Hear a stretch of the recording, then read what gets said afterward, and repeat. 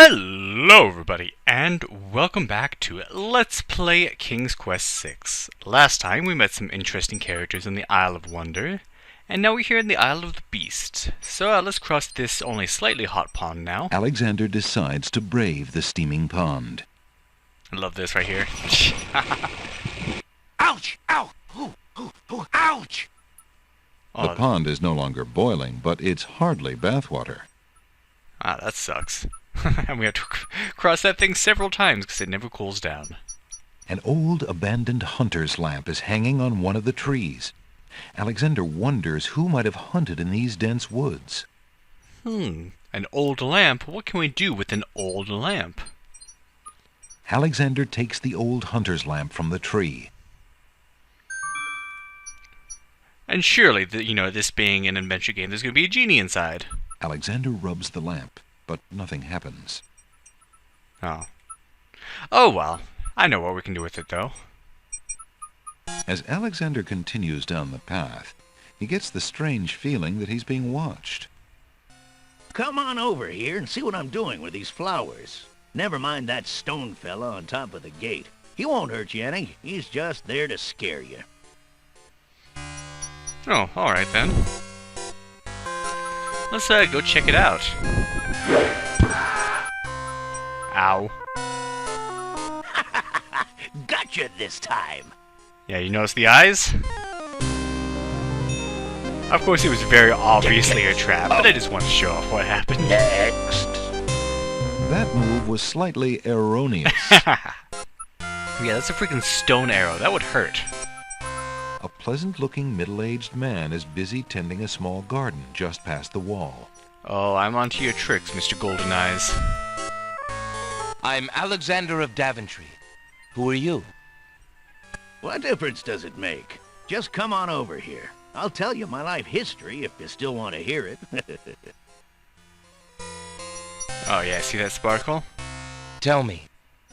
If it's conversation you want, just come on over here. I'll talk your ears off if we can sit down and talk face to face. Tell me. If it's conversation... Oh, he's just gonna keep doing that. Oh well, he is no good.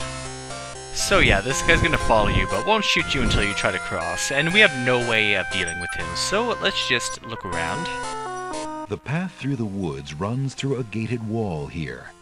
2 stone statues stand guard on the gate's lintels. To the north, the path continues on through a hedge of roses and a dainty gazebo. A man tends to a small garden plot on the other side of the wall. What's this guy? The statue to the left of the gate shows a man kneeling down with his spear, as though waiting for a target. Well, he never actually comes into play. Come on through, I say. I can show you a path through the forest. No, thank you. The path through the woods runs through a man tends... A brick lies in the grass. It must have come from the old brick wall. You can actually see where it comes from right here, so yeah, they make sure to add that little detail in. I love it. Alexander picks up the brick. Alright, does this guy say anything else? Let's wait and see. He's not doing much gardening, he's just digging dirt. I mean, I guess that's part of gardening, but there's not any plants from what I could see. Look, there's no point in hanging out here all day. I can show you the wondrous castle that lies in the middle of the island. Don't be so timid. You aren't going to listen to me, are you? Well, we'll just see about that. That's odd. The gardener just disappeared. Alright, so that's the end of him. He won't bug us anymore. But can't do anything there, so back across we have to go. Yikes. Alright, so magic map. We have a dangling participle, so we can put that to use. Alexander... Alright, let's just try skipping that now. Back to the Isle of Wonder. Alexander feels a...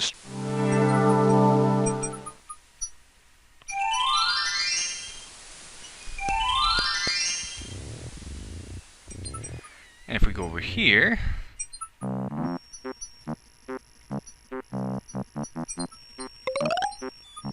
Do you have anything interesting yet?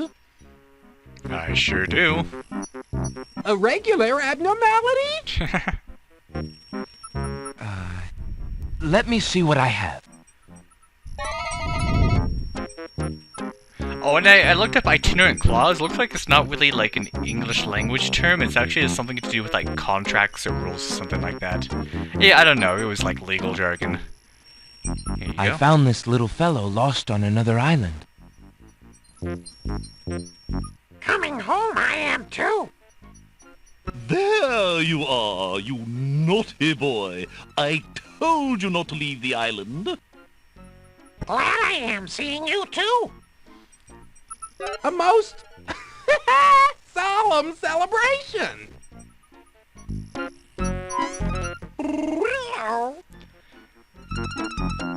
So think about those guys. Oh, So, you found my dangling participle.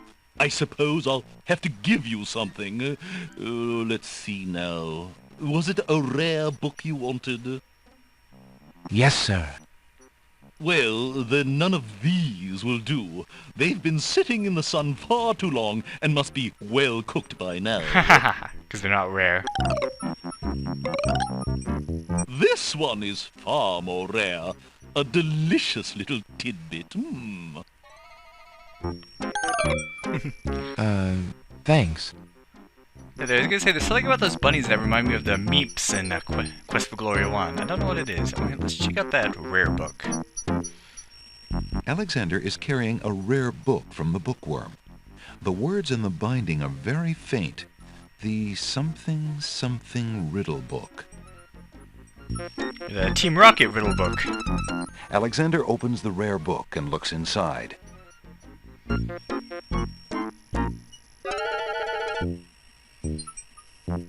The book contains riddles and has a page missing. Alexander glances at a few of the conundrums, but finds himself more curious about the one that is missing. What was the riddle, he wonders? More importantly, what was the answer? I wonder if we could ever figure that out. Well, we did see a page from a little corner torn from there. Remember from the spider's web, but you could tell by the design of the corners of it, and the answer was love, apparently, but what's the question? Geez, this is like Hitchhiker's Guide all over again. What's the absolute question, whatever. Alright, so let's use our map. Alexander pulls out his magic map.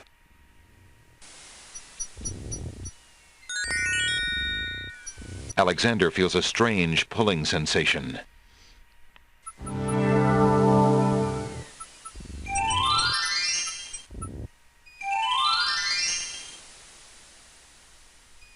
So over here we go.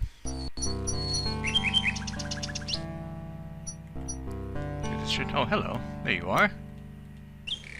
A nightingale perches on a high branch of the tree. She sings the most beautiful song Alexander has ever heard. Wonder if we can be friends with it. Well, we have a little nightingale here. How do you like that? Alexander winds the mechanical nightingale and places it on the ground.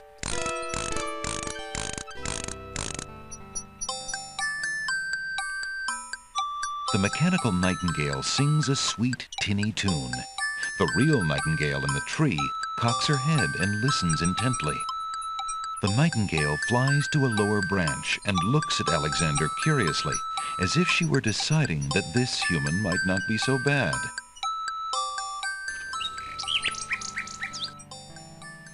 The nightingale sings her crystalline song in the boughs of the old tree. The nightingale looks at Alexander curiously, as though waiting for something. Waiting for what? Hello, little nightingale. Of what do you sing? The nightingale only looks at Alexander curiously and continues to sing. Although the nightingale seems interested in Alexander, she would never allow him close enough to grab her. See, what happens if we try to walk close? Nothing. Okay, well, we can't do anything with it right now. But it seemed to come from the castle, so I have an idea of who that belongs to. Alexander doesn't remember that sign being on the wall before. He decides to take a closer look. It's a proclamation. It reads, "Citizens rejoice," announcing the royal wedding and coronation of Wazir Abdul al-Hazred and Princess Cassima. For reasons of security, the wedding will not be open to the public. Long live the new king and queen of the land of the Green Isles. Uh-oh. Alexander feels his stomach turn at the thought of the dread event. If he doesn't do something soon, Cassima will be another man's wife. Yeah, and it shouldn't be that guy. He's kind of a jerk. So, let's see. First of all, let's go to the pawn shop. Again. Your candy dish is empty. I am sorry, sir, but I have no more mints. Somebody has eaten them all. Well, get some more then. I fear that is impossible. Without the ferry, I can no longer get imports from the other islands, and we do not grow mint extract on the Isle of the Crown. Oh, I hate not getting what I want. Calm down, millennial. I mean...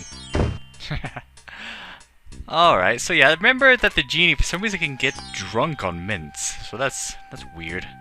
Anyway, I want to trade in this Nightingale now. We don't need it anymore.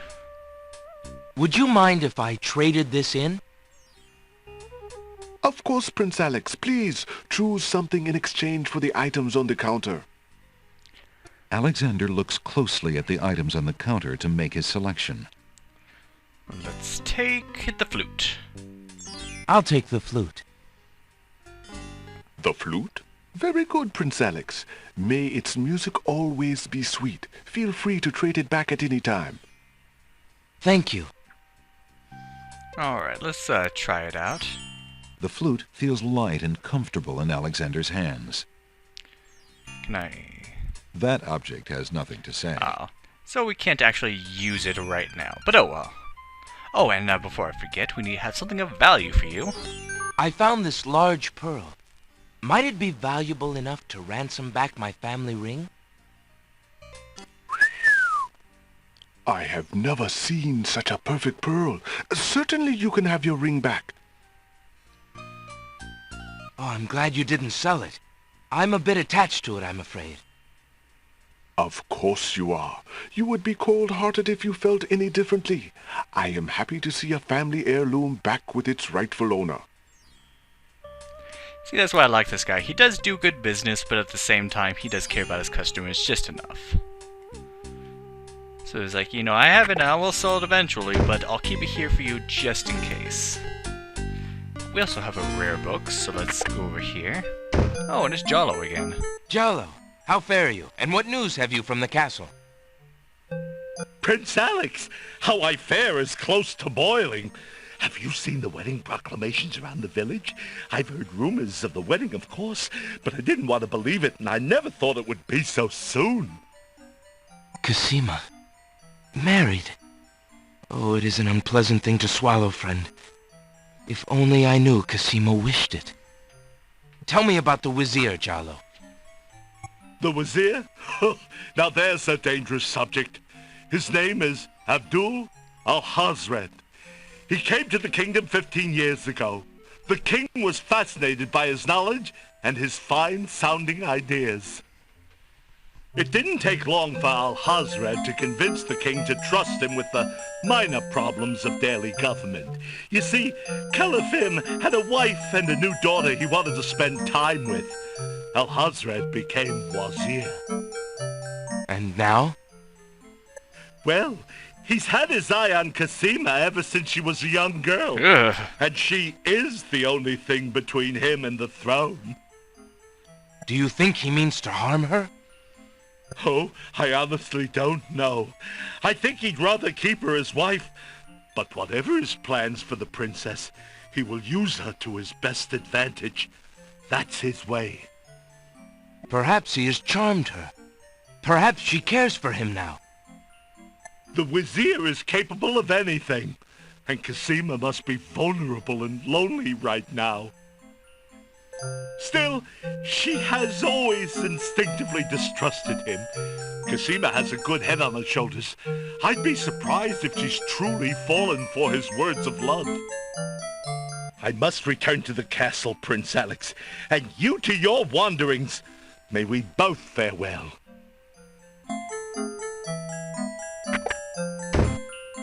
Alright, so that's interesting. It looks like she doesn't really like the Wazir, so that'll be pretty obvious to us, I think.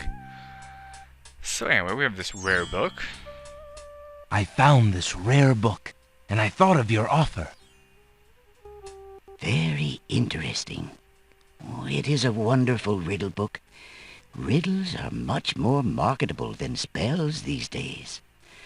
I guess people believe more in mirth than in magic. Here is the spell book you wanted, and a fair trade it is, I must say. Enjoy it. I certainly hope so. We shall see how rusty my spellcasting truly is. So once again, we get a spell book. And once again, we have ingredients to collect. So yeah, a little throwback to King's Quest 3. I love it. So magic paint spell. 1 cup swamp ooze. River Styx water. 1 black horse feather. Alright. So, wonder what that does. It says, speaking to your painting to materialize. I guess it materializes whatever you paint. Let's see, make rain spell. Some salt water not from the sea. Wow, sacred water and falling water. That's almost like flying water from Quest for Glory 1. So of course that makes rain. Bring a creature of the night spell. A skull full of hot oak embers, a bit of sulfur, a strand of pure-hearted maiden's hair. So yeah, these are the things we need to find. This is the last page. So only 3 spells. But that's okay, because there is a lot of other stuff to do besides that. Alright. So I don't know if this was mentioned before, or if you're supposed to know this, but yeah, that Nightingale, it belongs to Cassima. So now that we have our insignia ring, we can let Cassima know that we are here, because that is our one real source of identification. Alexander holds out his hello. insignia ring to the Nightingale, hoping she perhaps is the Nightingale that Giallo spoke of. Oh, Giallo and that she might be able to take the ring to Cassima. The ring is the one thing he has that might alert Cassima to his presence on the Isles. The Nightingale swoops down and grabs the ring. She flies off towards the castle, perhaps to Cassima. Sing, sing. What have you got in your mouth, my pretty? A gold ring? Sing, sing. Where did you get this? Realm of Daventry. But this is Alexander's ring. Oh, my soul. He must be here. Sing, sing. I wish you could tell me what you've seen. Is he really here, then? On this very island? Oh, if only I could leave this castle as easily as you. Take this ribbon, Sing Sing. If you know where he is, return it to him. Please be careful, Alexander. It is so dangerous, and yet I could not wish you away.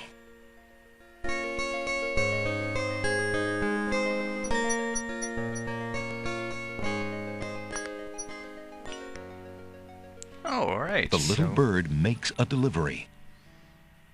What is that? The Nightingale has dropped a bit of red velvet on the ground. Could have caught it, Alexander. It was aiming right for you. It's a red velvet hair ribbon. Could it be? Could it possibly belong to Cassima herself? Or am I merely wishing it were so? Oh. Let's give it a look.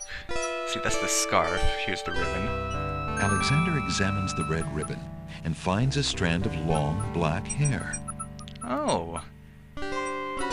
The strand of hair from the red ribbon is the color of midnight. Alexander can only hope that it belongs to his true love. We might be able to use that for some magic spells. Let's see, what else can we do? Don't we also have Alexander has a love poem from a book in the bookshop. So of course, let's send her the Rotten Tomato. Oh, if only. I would love if you could send her the Rotten Tomato. But no, let's send her the love poem.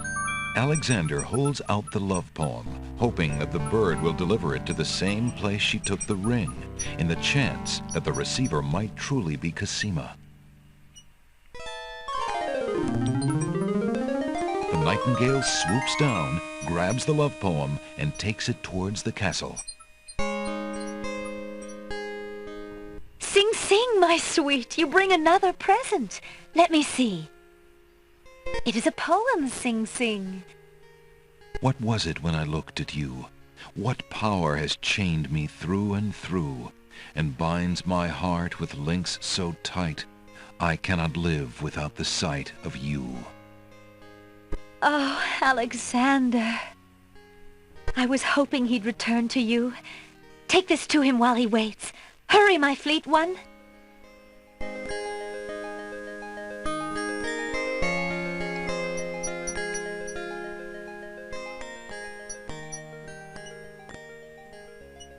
Oh. The little bird makes a delivery. The nightingale has dropped a bit of paper on the ground. Let's check it out. It's a note. Dearest Alexander, I cannot believe you are here, my friend. Please, please be careful. Abdul isn't about to let anyone interfere with his plans. Watch out for Abdul's genie, Alexander, and do not do anything rash. I am not without resources, and I will prevail if I can only find some small means of defense. Do nothing to try to get to me. You must not be endangered again for my sake. Greatly in your family's debt, Cassima.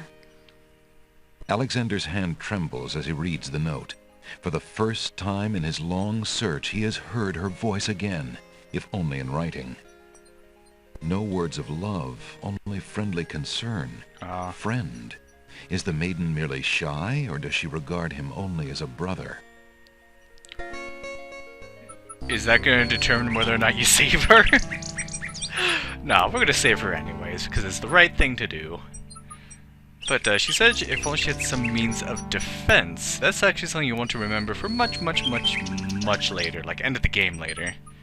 Anyway, so we have let Cassima know that we are here. But can we make peace with the islands and get their help to stop whatever's going on? Well, you just gotta have to find out next time on Let's Play King's Quest VI. Thank you for watching and have a good day.